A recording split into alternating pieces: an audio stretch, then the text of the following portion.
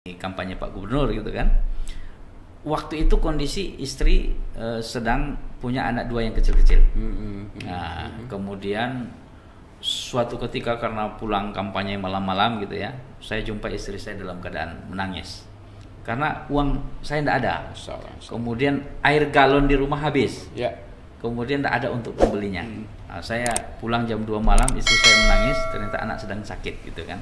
Waktu masa puncak-puncak kampanye Pak Irwan. Saya ingat persis memberikan motivasi kepada dia, Bang Dayat. Saya bilang sambil mengusap kepalanya gitu ya, Bunda, yakinlah, sekarang kita berjuang untuk orang, insya Allah suatu ketika orang akan berjuang untuk kita. Dan itu terbalas ketika 2014. Nah,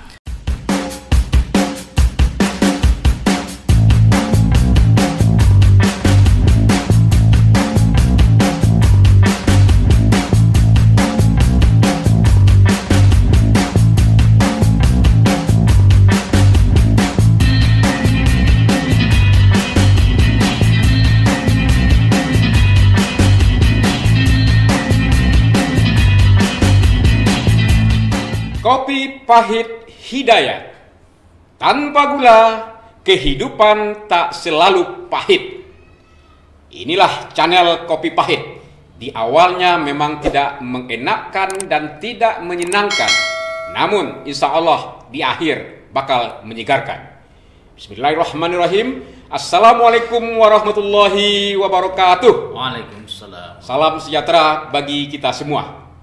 Kali ini kami kedatangan tokoh muda aktivis, pengusaha muda, politisi muda, juga seorang ustadz muda. Saya perkenalkan, selamat datang Bung Haji Rahmat Saleh.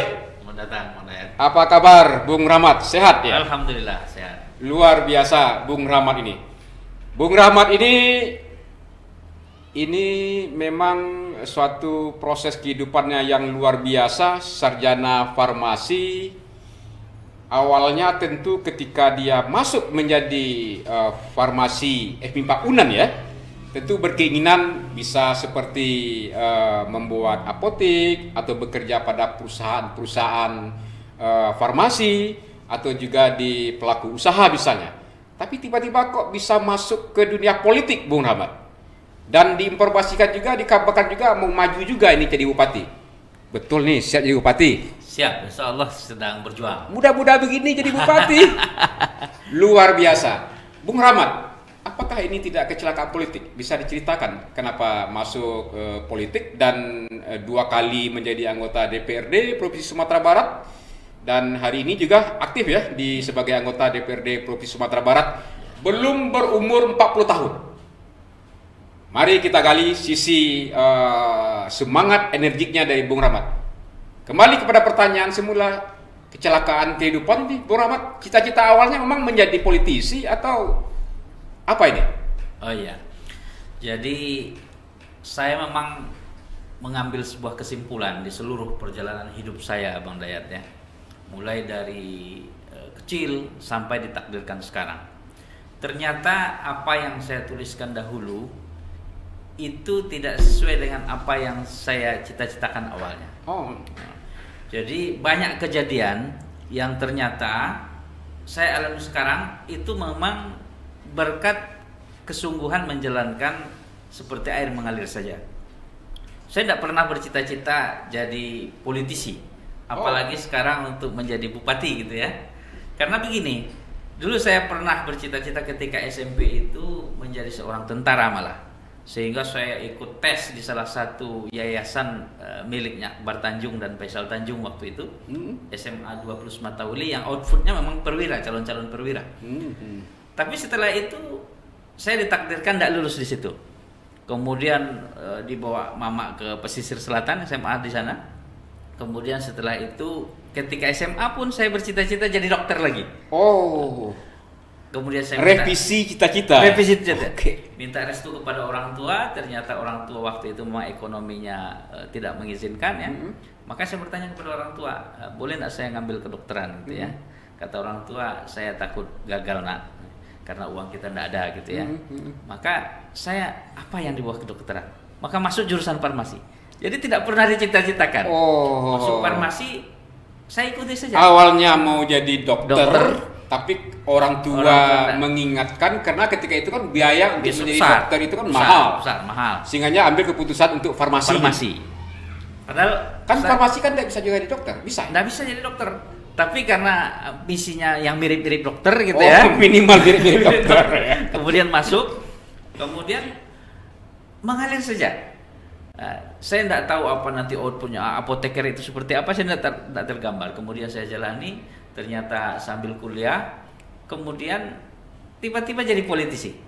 Jadi politisi. Nah, itu kan jauh melenceng. Termasuk sekarang yang saya sudah berjuang hampir setahun. Sebentar Pak. Ya. Ini pernah jadi mahasiswa, mahasiswa aktif di kampus, juga di kabarnya juga pernah menjadi gubernur BEM, MIPA.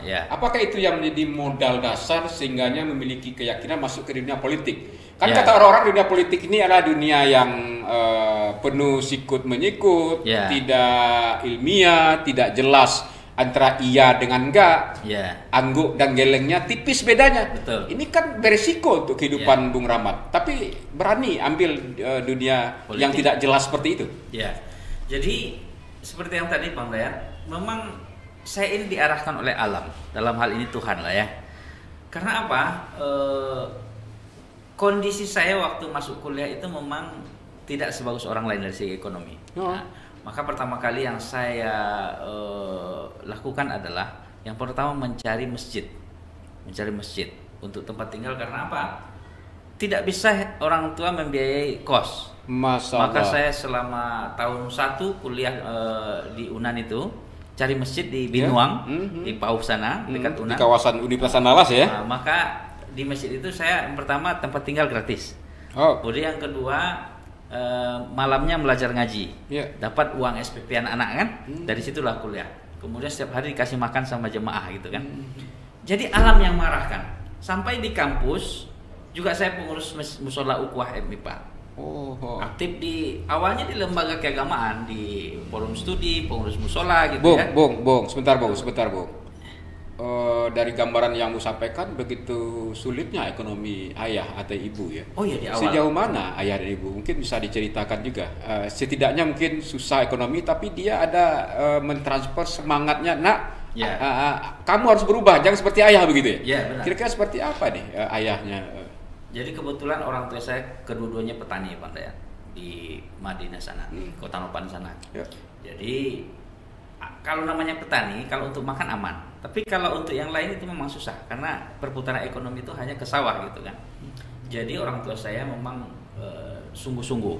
Ada satu yang ditanamkan nasihat ke saya itu waktu saya mau berangkat ke Padang itu. Apa kata beliau? Kamu tahu harta kita seperti ini. Tapi yakinlah apa yang kita miliki semuanya akan kita jual untuk sekolahmu. Cuman 2 saja yang tidak boleh dijual. Adikmu 1, ibumu 1. Masya Allah. Itulah yang membuat saya datang ke Padang, kemudian bertumpul bertarung. Pertama cari masjid untuk tempat tinggal, kemudian sampai di kampus itu. Itu yang nancap di hati dan pikiran Bung Rahmat ya. Bahwasanya memang untuk merubah nasib itu adalah tidak ada jalan lain di sektor pendidikan. Boleh dijual apapun juga selain adik dan keluarga. Kalau untuk pendidikan kenapa tidak? Kenapa tidak? Jadi dengan semangat itu saya berangkat ke Padang. Kemudian setelah itu cari masjid, kemudian selama di kampus.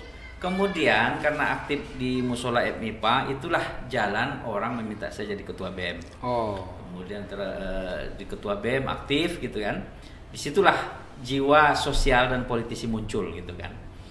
Sampai kerja di Unan, kemudian 3 tahun di Unan. Tahun 2010 Pak Gubernur kan maju di Gubernur, Pak Irwan Prayitno. Saya diminta jadi sesprinya, membantu-bantu beliau lah dalam penjadwalan gitu kan. Kemudian 2013 Pak Mahil diminta saya jadi sesprinya karena modal kemauan saja, kemauan. Nah waktu itu secara alim-alim saja. 2014 diminta caleg. Tanpa persiapan. Tapi tentu begini, ada rahasianya Bung Rahmat. Artinya mungkin mengalir seperti air mengalir ya. Artinya kan ada rahasia Tuhan di sana. Mungkin kalau saya mengutip puisi yang saya buat sendiri ya. Tuhan menuntunku menuju ke arahnya. Tapi persyaratnya adalah boleh tidak kita bersepakat bahwasanya ketika kita berada dalam suasana, kondisi, dan tempat dimanapun juga, kita berfokus untuk serius dan sungguh-sungguh. Benar seperti itu? Oh benar. Saya memang yakin betul terhadap janji Tuhan dalam surah Al-Isra itu ya. In ahsantum ahsantum li anfusikum. Nah, ini keluar ustadznya nih. Ini beliau dai. Saya kaget juga tanpa harus dari pesantren, Ian kasih pengajian juga majelis taklim bagi dai, imam dari katib ya, imam juga. Ini gimana ceritanya nih Bung Rahmat gitu? Karena di masjid tadi. Itu sahih dah hadis atau Al-Qur'an yang dikutip. Jangan-jangan nanti. Jadi yang tadi kesungguhan tadi, saya yakin betul dengan ayat Tuhan itu ya. Dan itu berlaku untuk setiap orang. In ahsantum ahsantum li anfusikum wa in asatum falah. Siapa yang berbuat baik, kebaikan itu akan kembali kepada dirinya. Siapa yang berbuat jahat atau jelek, itu akan kembali juga kepada dirinya. Jadi salah satu kunci yang tadi betul. Allah itu tidak akan pernah mendustai kita, dan usaha tidak pernah mendustai hasil. Itu yang saya alami gitu ya. Allah tidak akan pernah mendustai umatnya, dan usaha yang serius dan sungguh-sungguh tidak akan pernah mendustai hasil. Pasti. Jadi di setiap perjalanan, termasuk pencalekan waktu itu di 2014. Belum lagi pencalekan, Bung Rahmat. Artinya mungkin ada karakternya tanpa tidak mudah menyerah ya. Bekerja keras ya. Oh ya. Bekerja keras. Dan itu memang syarat dari kecil gitu ya, dari kecil. Karena memang didikan orang tua juga. Didikan orang tua satu, yang kedua kondisi Bang. Atau ada keinginan untuk merubah nasib keluarga yang tadi disebutkan ibu ayah seorang petani. Oh iya benar. Jadi memang orang tua saya petani sambil honorer penjaga sekolah Bang. Jadi di lingkungan itu guru-guru ada, kemudian sawah. Jadi memang saya lihat kalau saya tetap di kampung mengikuti apa yang ada, ini susah untuk sukses. Maka saya harus keluar dari. Ada enggak ketika memutuskan merantau dan ingin merubah nasib, ada keraguan dalam hati Bung Rahmat itu? Saya sukses nggak nanti ya? Nanti bagaimana saya, di mana saya tinggal, di mana, bagaimana makan saya, karena jauh dari keluarga nih. Ada nggak terbesit dalam hati seperti itu? Karena memang ya mohon maaf saja, ada anak adik kita sekarang kan ada kegalauan ini ya, yang lebih banyak dikedepankan begitu. Harus siap segala sesuatunya, baru mau belajar, mau ingin untuk bisa berubah begitu kan. Tapi dari cerita Bung Rahmat memang sebuah serba terbatas, bahkan pemikirannya untuk menghindari uang kos ya, karena memang keterbatasan tadi itu kita cari masjid, dan justru hidup di masjid dalam artian ya tentu juga bersih-bersih masjid, memberikan pengajian, membersihkan WC gitu ya. Jadi ada nak terbesit itu? Saya yakin Bang Dayat dengan tadi itu ya, sejak awal saya melangkah dari rumah ya, dan insya Allah ketika kita berjuang sungguh-sungguh, Allah pasti menolong semua. Baik. Nah, itulah. Bung Rahmat, tentu dalam proses itu kendala, hambatan, problemnya saya yakin pasti ada ya. Oh, luar biasa. Apa kira-kira yang masalah yang terbesar ya dalam proses ketika menjalani proses penggamblengan diri sampai hidup di masjid tadi, misal ketika di masa-masa mahasiswa? Oh iya, luar biasa Bang Dayat.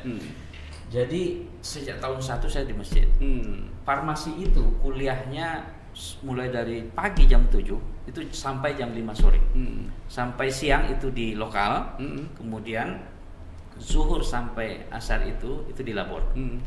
Nyaris waktu kita itu memang di kampus full seharian. Kemudian setelah itu pulang ke masjid, tentu sudah ada beban yang menunggu, tugas dalam hal ini membersihkan, kemudian jadi imam, mengajar TPA sampai nanti malam, kemudian bikin tugas. Ikut ngajar juga ya? Ngajar. Oke. Nah Bang Dayat, jadi karena kondisi seperti itu, kita kan sudah menggantung semuanya ke situ uang. Orang tua sejak saya tahun 1 orang tua tidak ngirim lagi, tidak ada ngirim lagi. Dan ini saya tuliskan dalam buku yang insya Allah suatu ketika akan saya launching. Itu hampir selama 2 tahun saya kuliah di UNAN itu, makan siangnya itu pakai bakwan saja Bang Dayat. Orang hampir 2 tahun, tidak ada orang yang tahu ya Bang. Tidak tahu. Jadi saya pergi kuliah itu kan makannya sisa malam, yang dikasih jamaah pagi masih ada, tapi zuhur tak ada makan lagi. Oh iya, maka benar nih Bung Rahmat. Benar. Hari ini tidak kuat deh. Adik-adik mahasiswa kita mana kuat sekarang. Bang Dayat kan tahu tuh lorong di Fakultas MIPA. Iya. Ada namanya di situ Simpang Mak Jurai. Kita sebut Simpang Mak Jurai kenapa? Ada Mak Jurai di situ yang jual bakwan. Jadi ketika saya pulang dari gedung Seunan itu, turun menjemput sholat menuju labor. Kita kan jalan jauh tuh antara gedung sama gedung jauh itu kan. di situ dulu ada jualan bakwan. Ya. Nah, itu langganan saya. Saya beli bakwan, kemudian setelah zuhur saya di posko tempat sanyonya musola Ibnu Pak Una. Di musola itulah ada ruang kecil tempat sanyo, disitulah saya makan bakwan hampir 2 tahun. Kalau saya ingat, saya menetes air mata saya. Dan alhamdulillah tantangan demi tantangan itu terjadi, tapi akademik bagus. Sampai 2004 itu terpilih jadi mahasiswa berprestasi di UNAN. Walaupun dalam kondisi yang terbatas kondisi yang menghidupi terbatas, kehidupan, ya, ya mungkin fasilitas terbatas lah ketika itu ya, luar dibandingkan biasa. mahasiswa hari ini misal seperti itu. Ya. Tapi masih menoreh prestasi. Alhamdulillah. Prestasi apa aja itu, Bung? Yang pertama saya memang suka menulis. Di beberapa event. Terus kamu itu kenapa nak di wartawan atau jadi penulis ya? Kok yang di yang petisi? ilmiah. Ilmiah. Jadi lomba karya tulis ilmiah itu mulai dari 2003 sampai 2005 saya yang mewakili UNAN terus sampai ke tingkat nasional tahun 2004 gitu ya. Kemudian juga ada tulisan kontes inovasi bisnis. Kemudian juga ada mahasiswa berprestasi. Mahasiswa berprestasi kan ada 3 indikator. Indikator pertama itu adalah akademiknya, yang kedua organisasinya, kemudian yang ketiga bahasa atau komunikasi. Dan alhamdulillah Dies Natalis pas lustrum UNAN MIPA waktu itu yang ke-50 itu saya dapat mahasiswa berprestasi di tengah kondisi yang seperti yang tadi serba terbatas. Ya. Tapi kabarnya juga pernah diundang ke istana loh. Ya, waktu betul. Waktu Pak Bu Megawati jadi presiden itu pernah finalis lomba karya tulis mahasiswa nasional. Luar biasa. 8 orang di antara mahasiswa terbaik se Indonesia. Baik, Bung Rahmat. Iya, luar biasa proses kehidupan perjuangan hidup saudara ya. Terus kita beralih ke ini, saya juga referensi kita ada Maisaroh ya. Siapa itu? Perempuan yang berada dalam kehidupan Bung Rahmat Saleh namanya Maisaroh. Siapa itu, Bung? Oke. Jadi 2006 saya kan sudah tahun kelima di kampus itu. Karena masuk 2001 tahun kelima. Tapi waktu itu belum tamat kuliah. Dan setelah selesai semua studi saya bekerja di yayasan namanya Dompet Duafa Republika. Sudah selesai? Belum selesai. Ketika masih kuliah, semua kuliah sudah selesai, tapi belum selesai penelitian. Saya bekerja di Dompet Duafa Republika membina mahasiswa yang dapat biaya studi etos namanya. Ada sekitar 50 orang mahasiswa UNAN dan mereka diasramakan, saya jadi pembina asramanya. Jadi ketika disitulah selain mengelola pembinaan mahasiswa ini yang 50 orang ini, karena ini kan di bawah Dompet Duafa Republika Jakarta. Suatu ketika saya diundang acara ke Jakarta karena rapat konsolidasi lah ya. Kemudian ketemu dengan seseorang. Satu kali itu saya bertemu gitu ya. Kemudian setelah itu saya pulang dari acara. Setahun setelah itu ternyata jodoh mentakdirkan kita nikah. Sepakat bahwa tentu dengan lewat perantara para ustadz lah ya. Kemudian sepakat bahwa kita tidak boleh komunikasi terlalu sering, tapi harus difasilitasi oleh Ustadz. Kemudian setelah itu kita sepakat untuk nikah. Wow. Dalam kondisi nakal juga rupanya kan, belum selesai kuliah bertemu dengan Maisaroh langsung diajak nikah. Ya, kebetulan beliau menjadi pengurus di BEM Fakultas Ekonomi UI waktu itu. Anak UI ya? Anak UI, dan saya di UNAN, ketemu sekali saja. Kemudian saya pergi menemui orang tuanya, kita sepakat nikah. Sebelum tamat, beliau belum tamat, saya belum tamat. Kemudian kita sepakat setelah nikah 3 minggu selesaikan kuliah masing-masing. Wah, syar'i juga ya. Tidak banyak bertemu, langsung cepat-cepat nikah.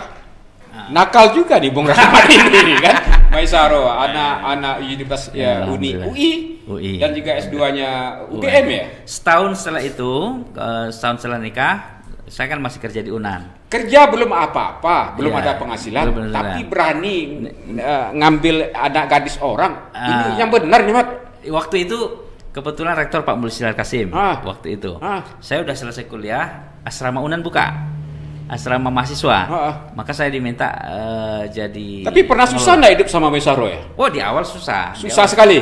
Baik, kita akan dengar lagu tanpa judul dari Bung Doni Kamadi. Isinya mana ya? Nah, biar kita ini. Silakan Bung Doni.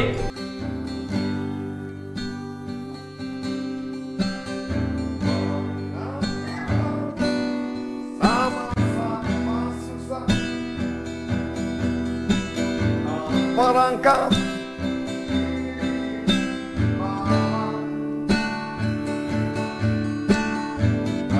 terjerumus dalam jalanan, ikhlaskan kisah yang sombong, ternyata impian indah.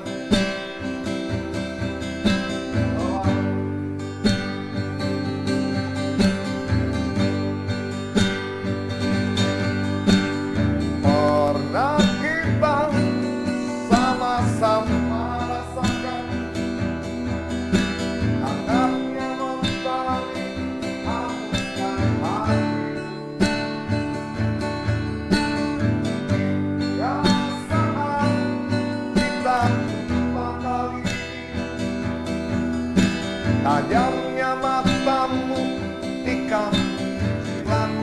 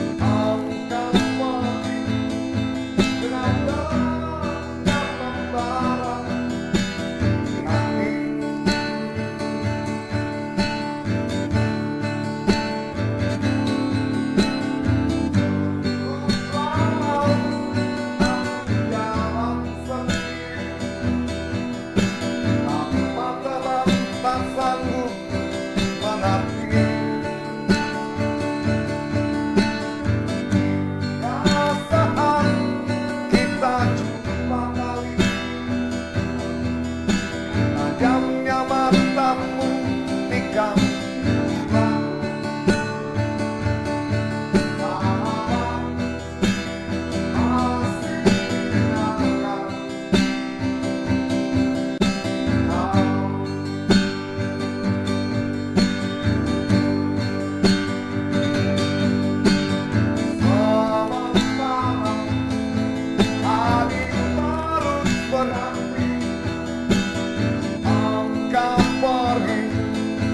dengan dendam membara di hati.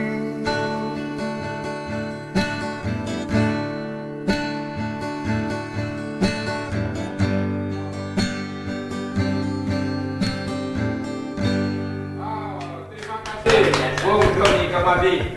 Bung Doni ini memang luar biasa nih Bung Rama. Nah, kita sengaja saya minta beliau mendampingi saya ya. Beliau sedang berjuang bersama kelompok pemusik jalanan ya Bung Doni ya. Bahwasanya memang kalau dikatakan pengamen itu selama ini hal-hal yang sangat ya apa namanya, mohon maaf kadang-kadang dihargai agak dilecehkan dalam seperti itu ya. Tapi memang ada pengamen kita atau pemusik jalan itu yang kualitas suaranya oke, memainkan musik juga oke begitu. Nah, namun karena memang tempatnya aja mungkin di warung-warung atau di restoran ya, kadang-kala ini. Jadi memang sebetulnya ini bentuk kami untuk memberikan apresiasi kepada pemusik jalanan karena memang ada kualitas di sana, suaranya juga, itu masih juga. Terima kasih Bung Doni telah mendampingi kami di sini. Oke, siap. Sehat terus ya. Ya. Baik, kita kembali kepada channel Hidayat tadi, Kopi Pahit Hidayat. Tanpa gula, tak selalu kehidupan itu pahit. Mantap. Bung Rahmat, tadi sudah bercerita panjang lebar bagaimana proses kehidupan Bung Rahmat. Kami ingin cek nih, tahu juga ini. pernah menjadi Sespri ya Pak Iwan Prayitno yang hari ini adalah Gubernur Sumatera Barat, juga pernah menjadi ajudan ya Pak Mayildi, Wali Kota Padang. Kalau boleh kami tahu mana yang lebih baik, Pak IP atau Pak Mayildi? Oh ya. Jadi saya menyambung yang tadi sedikit, Bang Dayat, dengan cerita. Boleh silakan. Cerita perjuangan dengan istri ya. Ya. Ada kaitan dengan Pak Oh Iwan iya. sih. Jadi ketika saya menikah itu memang kita minus, bukan malah dalam kondisi kuat ekonomi ya. Bahkan untuk nikah itu sempat ngutang. Jas yang sampai untuk nikah ngutang lu, Mat. Jadi kurang jas asik yang juga ya. Saya kerja di Unan kan. Jadi ongkos saya ke tempat mertua itu dibayar sama Pak Kenapa Musdar kebelet Kasih. sekali mau nikah? Duit tidak ada, ngutang nikah, berani nikah, Mat. Kemudian jas untuk menikah itu jasnya pembantu rektor 1 Unan, Pak Om namanya. Iya. Nah, setelah setahun menikah, kita memang mulai dari nol, kemudian dia melanjutkan S2-nya, anak udah lahir ya. Kemudian setelah itu 2010 saya diminta membantu-bantu Pak Irwan dalam kampanye. Nah, ini cerita, ada yang cerita yang Jadi menarik. sebentar Mas, betul kayak Pak Iwan Prayitno ini kan. Jadi memang jangan takut nikah muda. Oh ya. Karena itu pesannya. Walaupun minjam gitu ya, untuk nikahnya minjam. Aduh. Karena Allah sudah berjanji. Nggak salah nih, Mat, ajarannya, Mat. Menikahlah pasti akan kukayakan, kata Allah. Itu tuh janji Allah. Allah dalam Al-Quran. Nah, 2010 saya diminta mendampingi kampanye Pak Gubernur gitu kan. Waktu itu kondisi istri sedang punya anak 2 yang kecil-kecil. Nah, kemudian suatu ketika karena pulang kampanye malam-malam gitu ya, saya jumpa istri saya dalam keadaan menangis karena uang saya tidak ada. Kemudian air galon di rumah habis. Kemudian tidak ada untuk pembelinya. Nah, saya pulang jam 2 malam, istri saya menangis, ternyata anak sedang sakit gitu kan. Waktu masa puncak-puncak kampanye Pak Irwan. Saya ingat persis memberikan motivasi kepada dia, Bang Dayat. Saya bilang sambil mengusap kepalanya gitu ya. Bunda, yakinlah. Sekarang kita berjuang untuk orang, insya Allah suatu ketika orang akan berjuang untuk kita. Dan itu terbalas ketika 2014. Nah, itu salah satu 2014 nyalek dan duduk. Itu balasannya maksudnya. Nah, terkait dengan Pak Irwan dan Pak Mayildi, saya kan diminta di 2013 mendampingi Pak Mayildi. Ini menarik ini sejarah menikah ya. Saya minum kopi dulu, Mat. Ini saya terharu juga ini. Pagi pergi, sore pulang. Tentu harapan istri bawa duit kan? Ternyata tidak bawa duit. Istri sakit, air galon aja nggak ada, anak sakit ya. Air galon aja, Mat meyakinkan istri, yakin dan percayalah Tuhan akan memberikan imbalan ya. Kita berjuang untuk orang hari ini, suatu ketika orang akan berjuang untuk kita. Dan itu terbukti. Terbukti benar. Nah, pesannya jangan takut nikah muda. Saya minum kopi ini pahit ya, Mat. Aduh.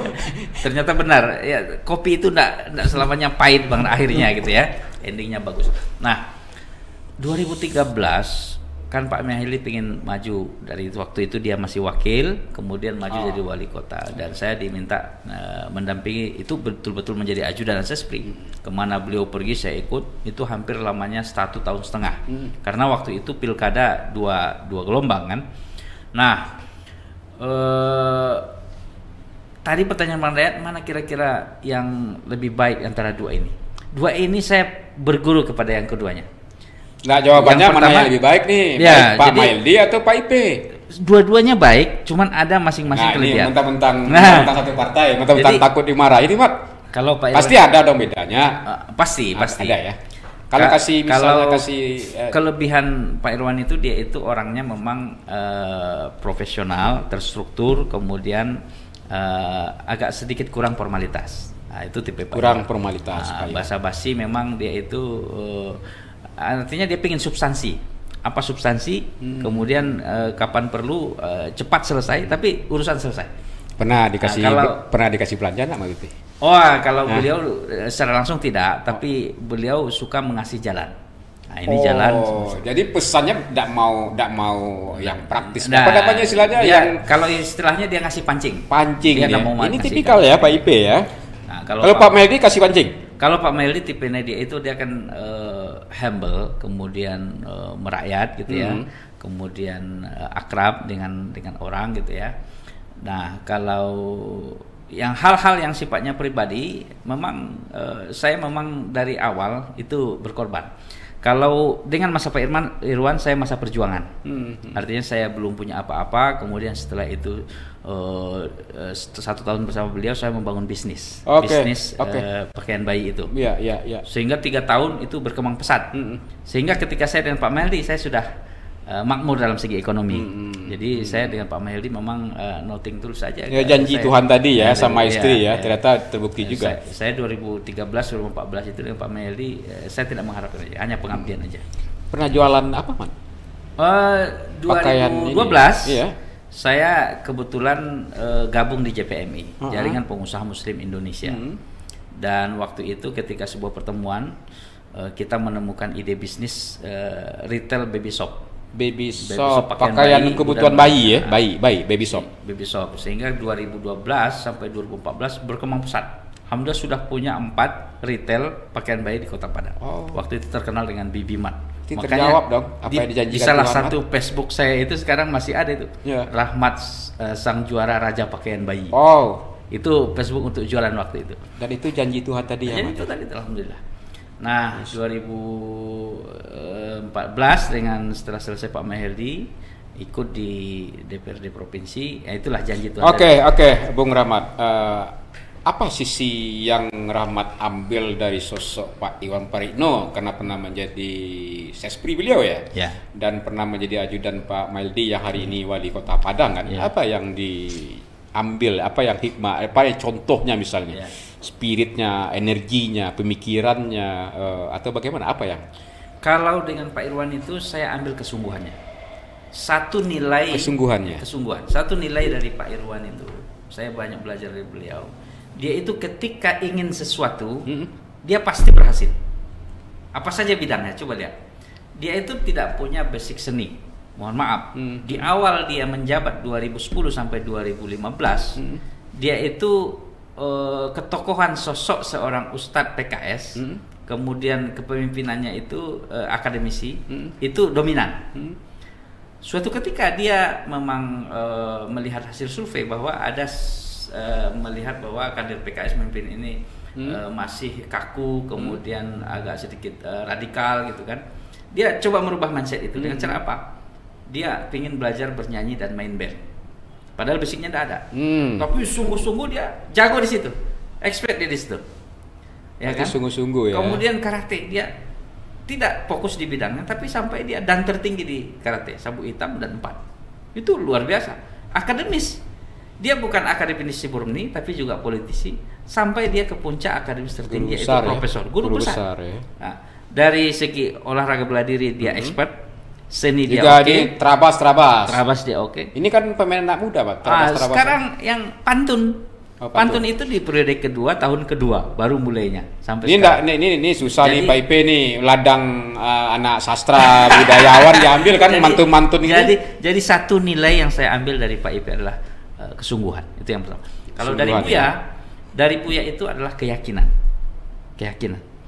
Keyakinan Pak Mahyildi itu luar biasa. Saya mendampingi beliau kampanye dalam kondisi, dan saya tahu arah pembicaraan itu sampai saya hafal persis. Kalau Buya punya uang, nah ini bahasanya. Kalau dia punya uang, ini bahasanya. Betul. Saya sering turun di beberapa titik dengan beliau turun kampanye.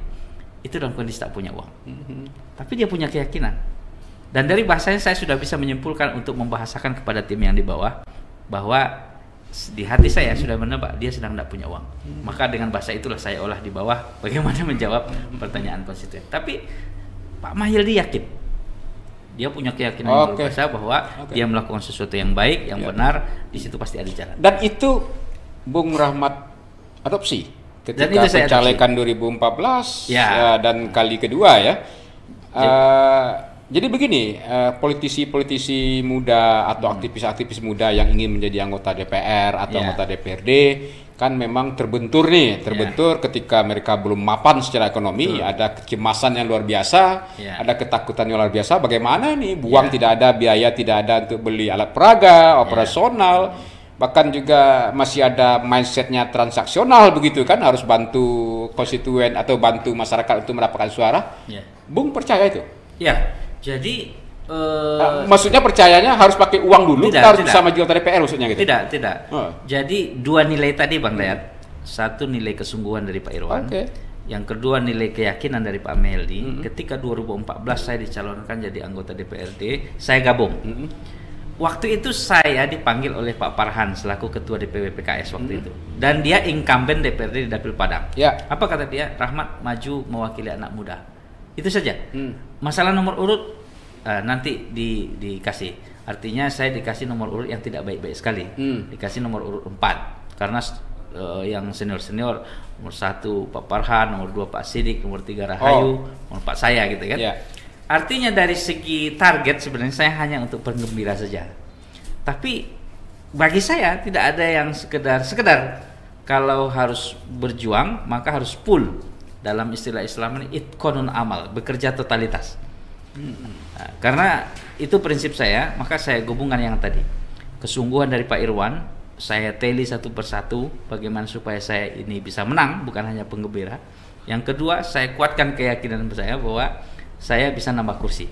Waktu itu satu kursi Pak Farhan 2009 sampai 2014, maka 2014 target saya adalah menambah kursi. Dan ternyata tidak semuanya punya uang. Mohon maaf Bang Dayat, mungkin sama dengan Bang Dayat juga. Saya maju. Jangan buka rahasia saya. Saya maju waktu 2014 itu hanya modal sekitar 150 jutaan. Ya, dibanding tapi ini merubah persepsi orang. Ada orang yang mengatakan bahwa untuk maju anggota DPRD provinsi itu harus sekian miliar. Ternyata enggak. Nah, sekarang berapa uang kita yang ada, istilah bahasa Minangnya bareh yang ada sadoi kita tanah. Itu sungguh-sungguh, kemudian yakin, kemudian kita bekerja. Ternyata ada beberapa kemudahan. Di samping itu tentu ada yang bahasa yang dimarketingkan, yang diberikan harapan kepada masyarakat. Di samping juga performance, keseriusan, tapi juga ada kejujuran, ada platform program dan kegiatan yang konkret yang ditawarkan masyarakat. Betul, Bu? Betul. Jadi Bang Dayat, tidak hanya foto-foto, buka turnamen itu pulang lagi tinggalkan duit, bukan seperti itu. Tidak. Oke. Jadi Bang Dayat, saya sudah 2 periode dengan Bang Dayat juga di provinsi. Sekarang saya melihat memang terutama di Kota Padang itu, kalau saya maju itu memang dengan politik ide dan gagasan serta kemampuan meyakinkan. Maka di segmen pemilih saya itu adalah sebagian besar itu berbasis masjid. Kalau saya berbasis masjid. Jadi gagasan kita disampaikan di masjid. Mat, jangan dibuka rahasia kita, Mat. Nanti dapat rival program nanti gitu kan. Tapi nggak apa-apa lah, niatnya baik ya, Mat ya. Artinya kita memang maju dengan keyakinan, ide, gagasan, kemudian program-program yang kita sampaikan. Kemudian setelah itu social base yang sudah kita bina, Bang Dayat. Mau tidak mau itu harus kita bina. Periode pertama sosial base saya adalah jaringan yang saya ikuti dengan Pak Mehdi.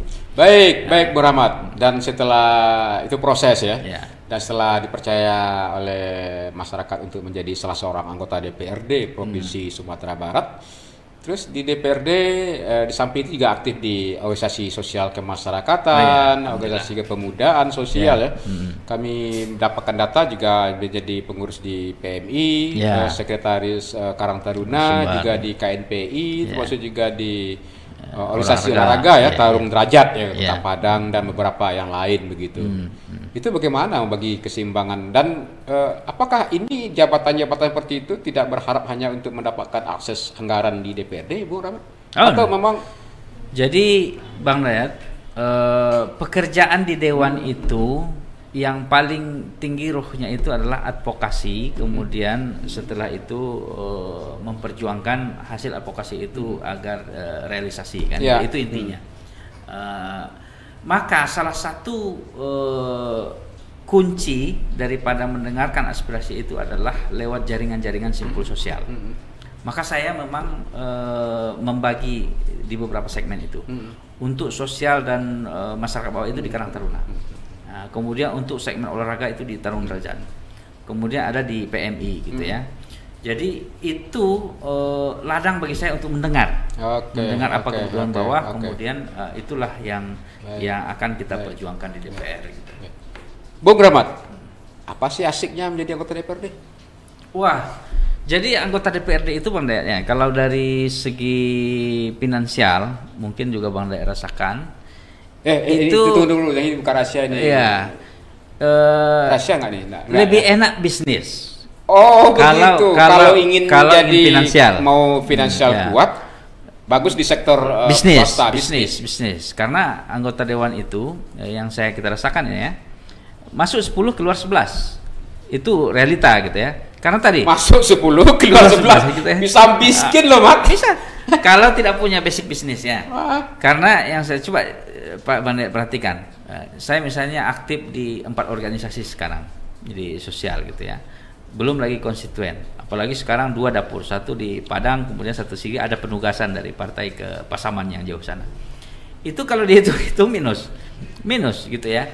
Tapi ada sebuah kepuasan kita itu adalah ketika membuat orang lain senang. Contoh kemarin saya membagikan 100 bantuan WRSE namanya Bang Dayat untuk 100 orang di Kota Padang, wanita-wanita yang rawan secara ekonomi. Betul. Saya kemarin bagi di Sutomo di Marapalam itu. Saya mantan garin masjid, tak punya uang dulunya gitu ya, berangkat dari minus gitu ya. Kemudian bisa memberikan, kalau ditaksir 1 kali bagi itu kan, itu 3 juta kali 100 orang itu sudah hampir 300 jutaan kan. 300 jutaan dalam waktu ini. Yang awalnya kita tak punya apa-apa, kemudian kita membuat orang tersenyum di tengah pandemi sekarang.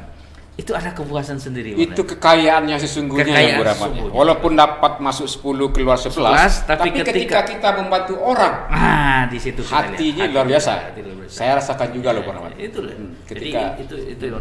Kemudian yang kedua, kerja kita ya, advokasi. Coba bayangkan misalnya masalah kemarin ini banyak mengeluh orang, apalagi pandemi, beberapa mahasiswa kita di Mesir atau di beberapa negara yang terdampak itu mengeluh. Nah, makanya kita waktu di Komisi 5 sama-sama pimpin itu luar biasa, beasiswa Raja Wali itu. Sekarang ada sedikit kebahagiaan karena ada channel untuk menyalurkan gitu ya, walaupun sepenuhnya belum ini, tapi ada kepuasan tersendiri ketika ada karya, ada peran yang bisa kita mainkan, kemudian ada ladang amal ya, yang di DPR itu banyak ladang amal yang bisa kita perbuat. Dan ladang amal itu ketika kita bekerja maksimal ya, bukan hanya formalitas, ketika berhasil itu kepuasannya luar biasa. Itulah kepuasan. Artinya kepuasan materi kalau di DPRD itu tidak akan didapatkan, yakinlah. Tapi kepuasan batin, kepuasan advokasi sosial. Baik. Jadi pesannya kalau ingin mapan secara finansial jangan pernah masuk anggota dewan begitu ya. Tapi kalau ingin mapan secara spiritual, emosional, masuklah di jalur sistem politik. Itulah wadah bagi kita untuk bisa membantu mengadvokasi masyarakat yang betul-betul membutuhkan dalam bentuk program, kegiatan dan anggaran. Begitu, Bang? Betul. Jadi Bang Dayat seperti prinsip acara Bang Dayat. Kopi pahit hidayat ini benar gitu ya. Politisi seperti itu. Masuk ke situ tuh luar biasa, tapi memang ada sisinya nanti suatu ketika manis gitu ya. Walaupun dia tak bergula gitu. Tanpa gula tak selalu kehidupan pahit ya Bung Rahmat ya. Baik, Bung Rahmat, ini luar biasa. Dan juga tidak dengar ya, mungkin kami juga punya referensi juga, Bung Rahmat juga ingin dalam berproses merebut hati dan pikiran masyarakat Pasaman ya. Jadi calon kepala daerah. Ini anak muda ini kurang asin juga bagi sebagian orang ini kan. Anggota DPRD 2 kali, awalnya susah hidup, udah mau menjadi kepala daerah begitu. Ini kan kepala daerah ini rata-rata kan bohir, maksudnya adalah punya deposito miliaran juga dulu kan. Saya belum yakin juga Bung punya deposito miliaran begitu kan. Tapi punya nyali nih untuk tarung menjadi calon kepala daerah Bupati Pasaman. Ini ceritanya gimana? Apa motivasinya nih Bung Rahmat begitu? Jadi ada sebuah kesimpulan yang saya ambil Bang Dayat ya. Kesimpulan yang tertinggi itu adalah ada keberkahan di balik ketaatan. Ada keberkahan di balik ketaatan. Nah, jadi ruh itulah yang menggerakkan saya untuk maju di Pasaman. Ya. Saya memang tidak pernah bercita-cita akan turun ke daerah sana yang jauh. Ya. Memang basic saya, ayah saya Nasution. Ya, saya Nasution. Dan ketika diminta ke sana, itu adalah medan baru bagi saya, Bang. Ya, karena kita selama ini di Padang Ya. itu melaksanakan aktivitas politik dan dakwah. Ya. Kemudian tiba-tiba diminta ke sana. Jarak dari sini ke Pasaman itu 4 jam, Bang Dayat. Betul. Ke Lubuk Sikaping. Betul, jalannya berbelok-belok, Bang. Itu dari memang Lubuk Sikaping ke tempat terpinggir ke Muara Sungai Lunak 5 jam. Itu pun harus pakai off-road atau double garden baru bisa ke sana. Mat, ke sana aja jalannya sudah memabukkan. Sudah memabukkan. Apalagi jadi calon kepala daerah di sana. Ini benar-benar ya, Mat. Itu sudah terbayang, Bang Dayat, bahwa kos yang akan kita keluarkan ke sana itu, apalagi kita itu baru memulai karir di sana, itu tidak mudah, Bang Dayat. Besar kosnya. Iya. Nah, kalau tidak didorong oleh ruh yang tadi, ya, prinsip ketaatan akan membawa berkah, saya mungkin tidak akan sanggup ke sana. Tapi bagi saya itu adalah ladang untuk mencari berkah. Nah, saya yakin bahwa ketika saya mengabdi di sana akan ada dari sumber lain yang tidak diduga-duga, ya. Maka di setiap doa saya itu saya ucapkan itu ketika sholat duha, Bang Dayat. Doa saya itu, ya Allah, kalau seandainya rezeki saya masih dalam bumi, keluarkan ya Allah. Kalau di atas langit, turunkan. Kalau masih berserakan, kumpulkan. Sehingga itu bisa untuk saya, gitu ya. Jadi kalau masih disaku-saku orang, tolong segera bayar. Bagi yang berutang nih, tolong segera bayar. Jadi ke Pasaman ini, Bang Dayat, adalah saya tidak ada yang tidak sungguh-sungguh ketika dikasih tugas. Saya maksimal setahun bergerak di sana. Kalau tidak COVID, setiap hari saya di sana. Kemudian baliho-baliho juga alhamdulillah berdasarkan survei kita sudah bisalah bertarung dengan beberapa orang yang hebat di sana. Kalau sekarang ada 2 calon, saya sudah nomor 2 insya Allah. Nah, tinggal bagaimana partai memutuskan maju atau tidak. Tapi masih dalam berproses ya sekarang. Berproses. Karena memang dari partai Bung PKS tidak bisa mengusung satu pasangan ya, karena kekurangan kursi begitu ya. Tapi alhamdulillah kerja-kerja kita kemudian kesungguhan dengan motivasi yang tadi, motivasinya hanya satu. Apa itu? Berkah di balik ketaatan. Berkah di balik ketaatan. Apakah itu juga termotivasi melihat Pasaman ini ya mungkin potensi daerahnya yang terbatas, masyarakatnya yang banyak di agraris ya, butuh sentuhan-sentuhan yang sangat progresif mungkin agar dia setara dengan kabupaten yang lebih maju.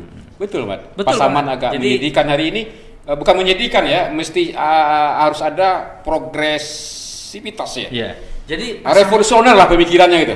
Pasaman itu, Bang Dayat, dia waktu gabung dengan Pasaman Barat, Pasaman Timur, itu berimbanglah dengan kabupaten lain. Tapi ketika dibelah jadi Pasaman Barat dengan Pasaman yang sekarang, itu memang dari segi alam, Pasaman yang sekarang itu kurang diuntungkan ya. Karena sektor pertanian perkebunan banyak Pasaman Barat. Sekarang itu hampir 60-60% kondisi Pasaman hutan lindung. Ketika hutan lindung, maka kita punya keterbatasan untuk mengelola, baik yang di dalamnya maupun di luarnya. Emas banyak di sana. Geotermal ada di sana. Tapi sekarang kenapa tidak digali selama ini? Sekarang dalam posisi hutan lindung. Kemudian terkait dengan manajemen administrasi yang lain dan hubungan masyarakat yang baik. Nah, artinya kalau kita lihat APBD, Pasaman itu paling bawah APBD-nya, bahkan di bawah Mentawai. Paling kecil. Jadi kalau kita berharap untuk mendapatkan uang yang banyak di sana ya, itu tidak akan dapat. Lebih makmur kita selaku anggota dewan. Ini hutan lindungnya harus dikonversi jadi hutan produksi. Saya pikir sangat memungkinkan bisa. Sejauh itu kebutuhan daerah, keuntungan untuk kepentingan masyarakat begitu kan. Konsesinya, Mat. Artinya apa, Bang Dayat? Itu jadi kondisi alam, kemudian kondisi ekonomi berangkat sekarang, kemudian kondisi kesehatan, angka stunting paling tinggi di Pasaman itu butuh seorang pemimpin yang pertama itu gesit, kemudian bersemangat, kemudian punya kemauan kuat untuk berinovasi, kemudian menerima ide-ide gagasan dari luar, kemudian tidak sistem kolonial gitu ya, tapi yang milenial lah. Dan itu ada di Bung Rahmat Saleh. Kita yakin tidak ada yang lain. Yang lain itu mungkin kita tentu tidak boleh menilai orang lain. Oh, tidak boleh menilai orang lain ya. Tapi serius juga yang Bung Rahmat ya, paham juga pasal ya, karena gini Bang Dayat, saya sudah berkeliling di 39 negara definitif, hampir seluruh negara yang ada di Pasaman. Saya sudah negara. Sudah keliling. Mereka itu ingin yang sekarang Bang Dayat, itu adalah era baru. Era baru dalam artian yang pertama sekarang mohon maaf di Pasaman itu terjadi politik identitas. Mandailing Minang Mandailing seperti itu. Kita pingin kita paling tidak suka politik identitas ini. Kita tidak suka itu, kita pingin hilangkan itu, butuh era baru. Era baru di mana politik identitas kita sampingkan. Sekarang kita mengambil kebijakan profesional, kemudian berbasis literasi, kemudian politik gagasan, sehingga alam kondisi sekarang itu bisa dikelola dengan baik, kemudian ASN bekerja profesional, sehingga bisa melayani masyarakat. Berarti identifikasi persoalannya sudah masuk di otaknya ya? Oh, udah. Berarti udah siap dong ya di Bupati ini kan? Udah siap kali. Oh, aduh, luar siap kali. Enaknya siap gitu kan? Siapa sih nak mau jadi Bupati kan? Kalau saya Doni aja ditanya mau nggak di kota, siap katanya. Siap kali gitu. Bung Rahmat, saya juga agak tersentuh juga ketika Anda mendapatkan gelar Mangaraja Pinayungan Alamsyah ya. Ini adalah Marga Nasution ya, karena ketua ayah dari Marga Nasution. Ini apa maknanya ini, Pak? Jadi apa itu kerajaan? Kita kan Marga Besar Nasution, terutama yang ada di Panti, kampungnya itu ada 2 kampung, Bangun Sejati dan Cahaya Baru. Dan itu memang kedua kepala kampungnya itu Nasution. Nah, ketika saya mendekati keluarga besar di sana, maka mereka pingin satu sosok. Sosok raja. Sosok yang ini bisa raja. Kalau kita Datuk di Minang, kalau di situ itu ada namanya Mangaraja. Oh, Mangaraja. Mangaraja. Jadi identik atau di analog dengan datuknya di Minang ya. Di situ. Khusus kalau di Nasution Maharaja. Nah, Mangaraja itu kemudian mereka meminta kita untuk dinobatkan, ditinggikan sarantian, didahulukan selangkah gitu ya. Dikiri Mangaraja Pinayungan Alamsyah, yang artinya itu adalah sebagai pemayung untuk alam di nagari itulah gitu ya. Ada Bangun Sejati dan Cahaya Baru.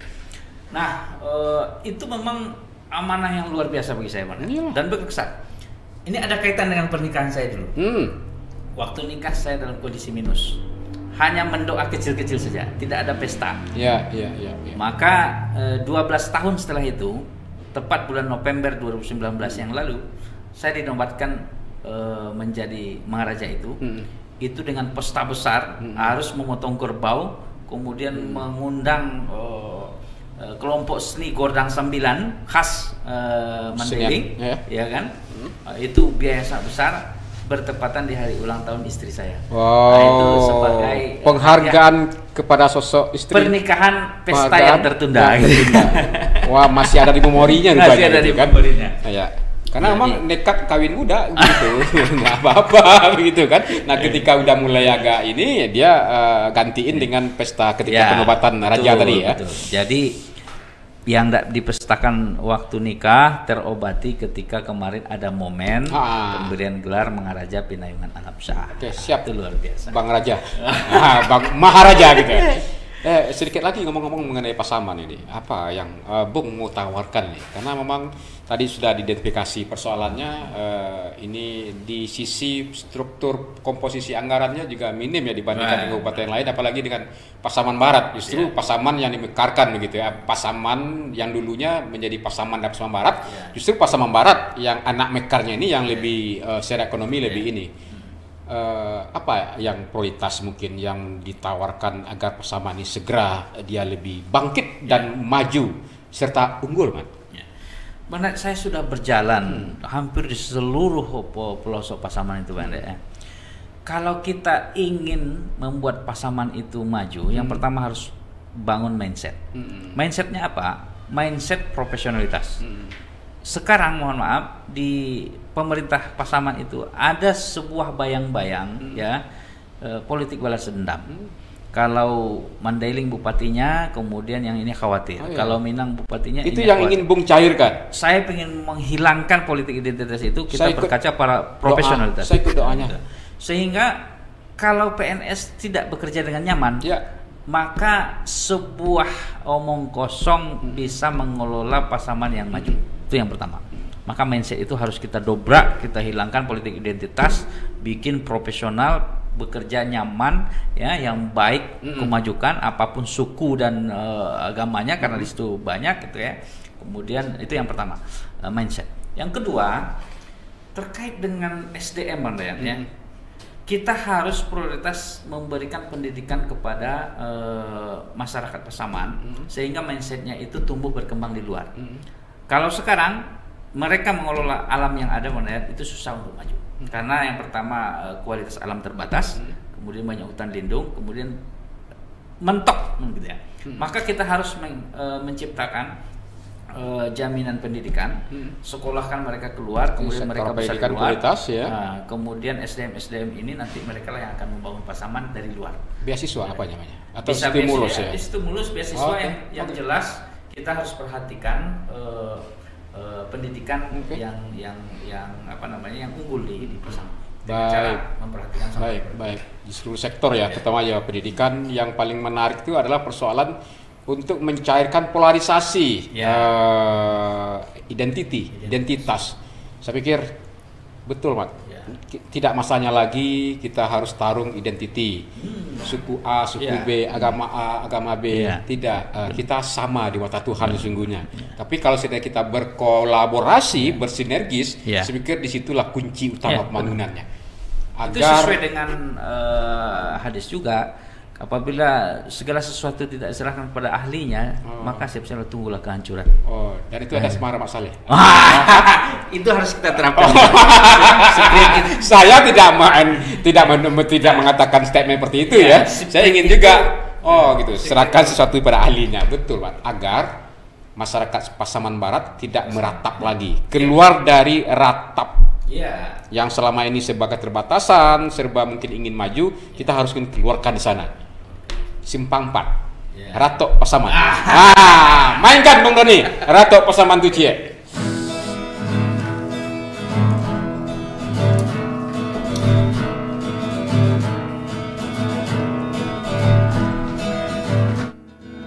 Simpanglah ampe suko mananti, padang tujuan dia mangko pinaga.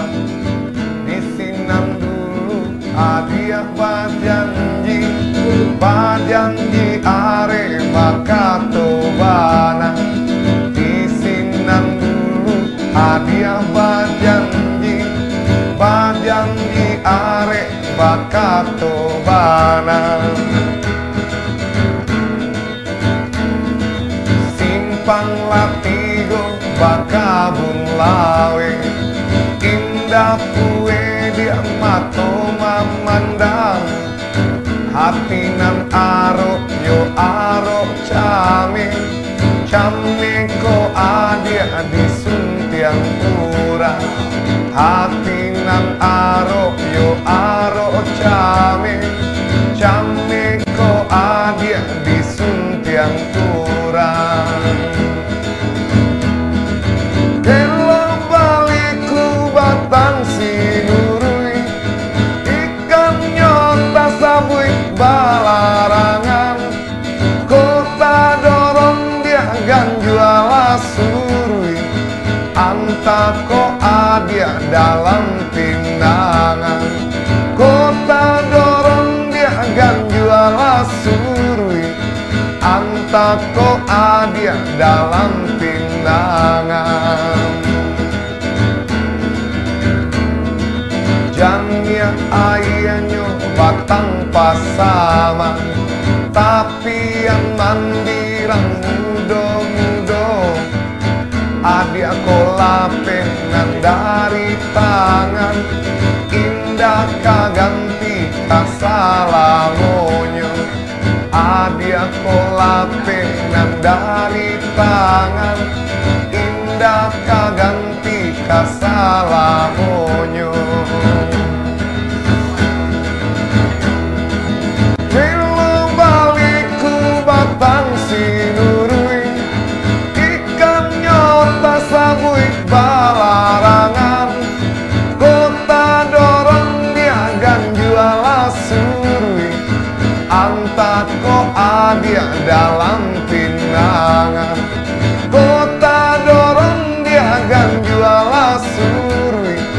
anta toa dia dalam pinangan.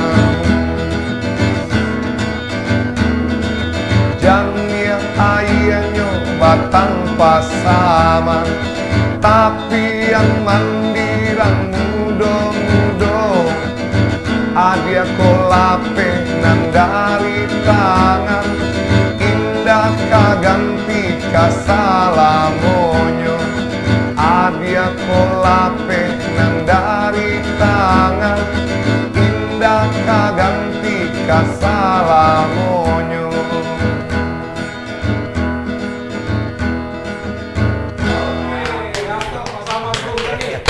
Thank you, Bung. Oke.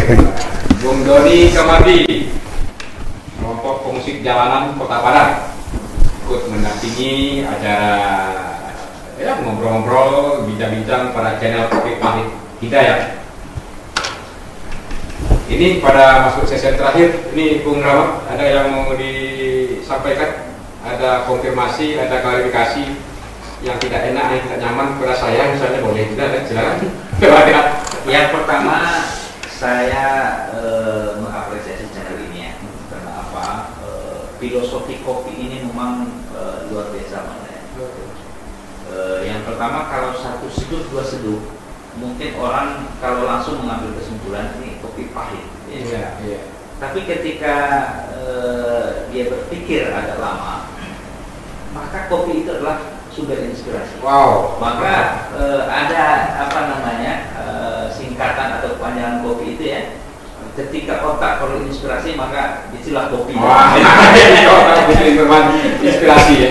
Kemudian yang kedua terkait dengan pembicaraan kita hampir 1 jam atau 45 menit tadi ya. Jadi saya ingin menyampaikan pesan lewat channel ini.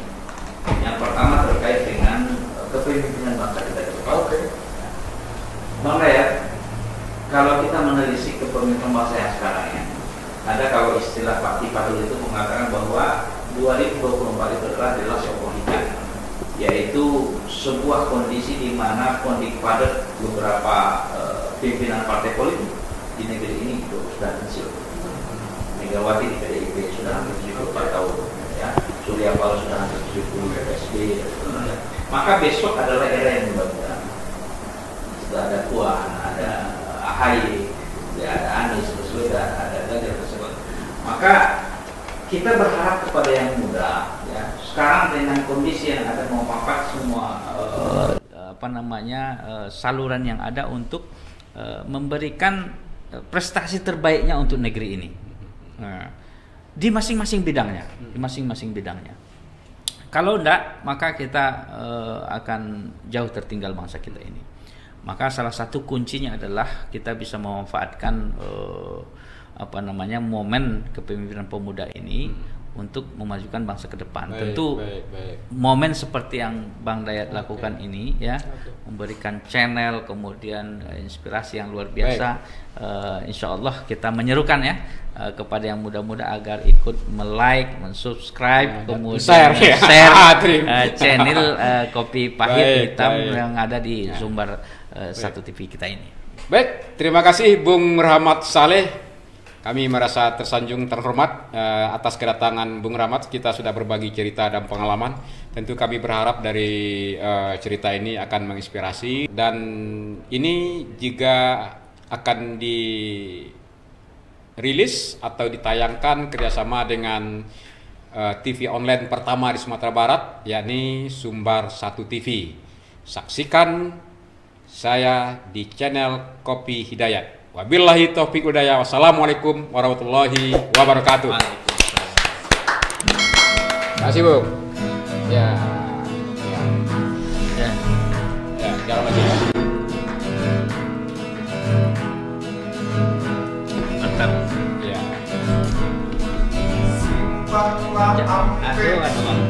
Isu-isu yang nyentrik-nyentrik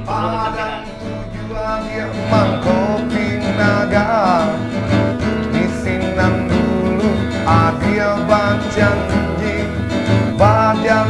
are bakato bana disinan dulu adia bajanji are bakato bana simpang latigo bakabun lawe indah kue dia mato mamandang atinan aro yo aro came ko adia disuntiang kurang hatinan aro yo aro came ko adia disuntiang kurang